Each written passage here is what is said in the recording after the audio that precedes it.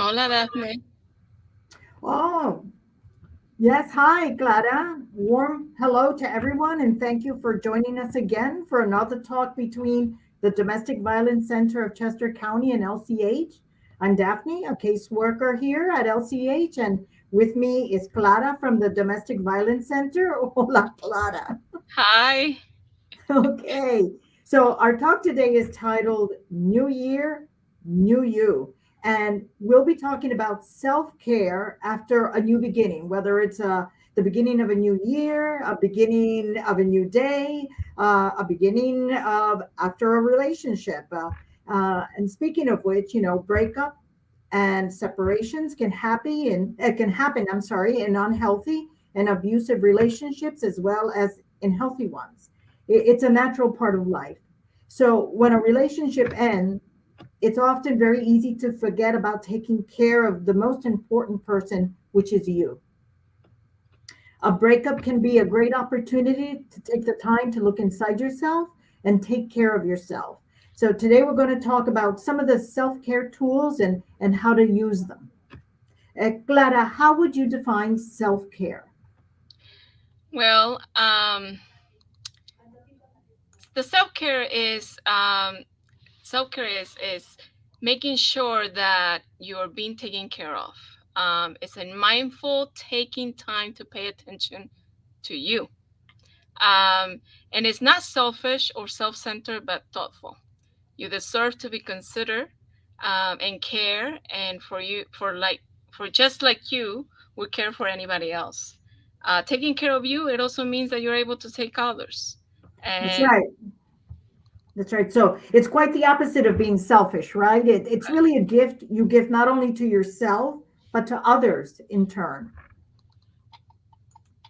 So why is it important? well, self care is important because we can and we should all use this to help improve our physical and mental health. Studies show that self care practices can actually help with emotional healing, resilience, and physical health.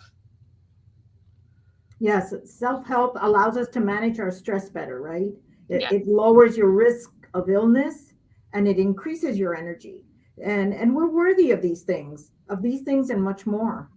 of course. So why is self-care important for survivors of abuse or traumatic experiences? Unfortunately, for survivors, it's easy to think that they believe that they don't deserve or they cannot afford this type of comfort. But you can and you should, as a victim or a survivor, you should be able to take care of yourself and give this to yourself. They victims also believe that they own on their own needs, that they're less important than their abusers. That's part of the the whole abusive behaviors, but it's not true. Your mind and body need to be and deserve the same attention as any. Your heart, your teeth. We go to the cardiologist and to the dentist to check on that. So we should also make sense that we need to take care of ourselves. And so what do self-care practices look like? Well, some of the physical ones will be to get enough sleep, which in these days, a lot of us may not do so. There's a lot of worriness that takes us to not sleep. Eating healthy, uh, hydrate. Sometimes we don't think about it, but getting like several bottled waters in your system can actually help you relax and be less stressful. Um, and some of the mental ones is to the most beautiful one that we should all think about it is to love yourself. Love Mhm. yourself, love everything about you. Don't be stressful about, think positive affirmations about you. Mm, Hobbies and activities that actually make you feel decompress about stressful situations. Um, I know for me, it's talking to a friend. yes, It's sometimes just listening to music, going for a brief walk. It doesn't have to be a long walk, just a little brief walk, get out in the sun, out in the fresh air, maybe yeah. a little bit of reading.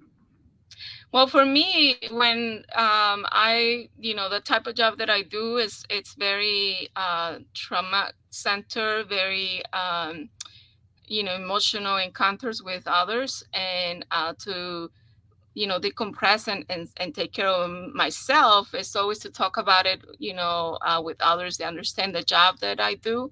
But also, on my way home, I like to blast the music in my car and get, re-energized, and or listen to my favorite, uh, music on or episodes, in my car while I make it home. So the bottom line, it's never too late to start caring for yourself. So if you're going through a hard time or a difficult transition, think about taking some time to pay attention to the most important person that you know, which is you. So we Right. want to thank everyone for joining us today. We hope that this has been helpful. Remember, we here at LCH and the Domestic Violence Center are here to assist you with any questions or concerns. So please feel free to reach out to us. DVCC's phone number is 610-431-1430, and ours at LCH is 610-444-7550. And thank you again. And also, Daphne, before we leave, there's a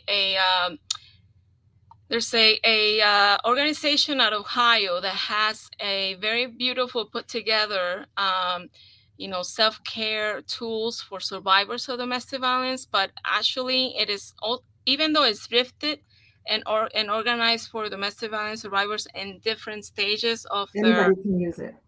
and their self-care. Yes, everybody can breathe. I mean, everybody can breathe. I just saw that everybody can breathe. Everybody can use it. Yeah. One of the tools that I always use with my clients when we are in a difficult situation, such as the court, or an interview with the police and stuff, we practice the breathing exercise, and we practice the anchor exercise. Those tools actually work very well with my clients. They become a little more, able to take and realize what's going on, and they're less anxious. It has helped a lot of my clients, and I have it little printouts that I take with me and give them to them for reading if they want to read on and practice at home as well. I So read the pamphlet and it's very easy reading and it has lots and lots of helpful exercises. I agree, Clara. Thank you for that. yeah, so if you guys have the opportunity, make sure you check that out. We have it also, some of the tools and exercises in our website, but this website, and this tool is used by a lot of organizations, not just our office. Thank you. Thank you for that. You're welcome. And thank you all again for joining us. Thank you. Bye bye. Bye.